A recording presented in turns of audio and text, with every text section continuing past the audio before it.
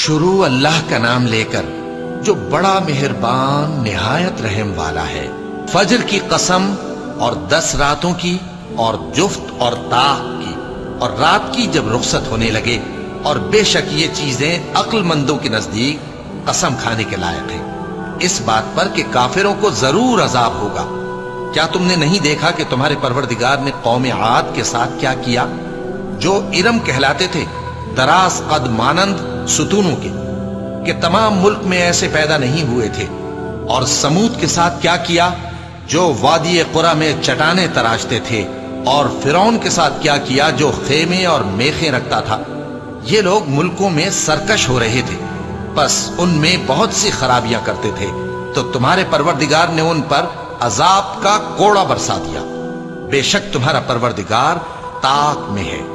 مگر انسان عجیب مخلوق ہے کہ جب اس کا پروردگار اس کو آزماتا ہے کہ اسے عزت دیتا اور نعمت بخشتا ہے تو کہتا ہے کہ میرے پروردگار نے مجھے عزت بخشی، اور جب دوسری طرح آزماتا ہے کہ اس پر روزی تنگ کر دیتا ہے تو کہتا ہے کہ میرے پروردگار نے مجھے ذلیل کیا۔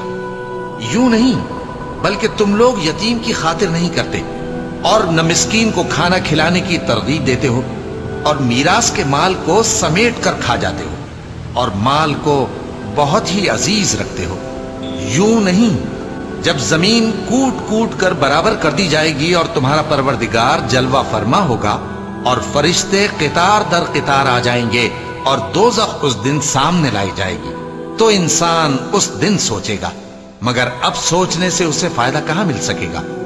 کہے گا کاش میں نے اپنی اس زندگی کے لیے کچھ آگے بھیجا ہوتا، تو اس دن نہ کوئی اللہ کے عذاب کی طرح کا عذاب دے گا اور نہ کوئی اس کے جکڑنے کی طرح جکڑے گا۔ اے اطمینان والی جان، اپنے پروردگار کی طرف لوٹ چل، تو اس سے راضی، وہ تجھ سے راضی، سو تو میرے خاص بندوں میں شامل ہو جا اور میری بہشت میں داخل ہو جا۔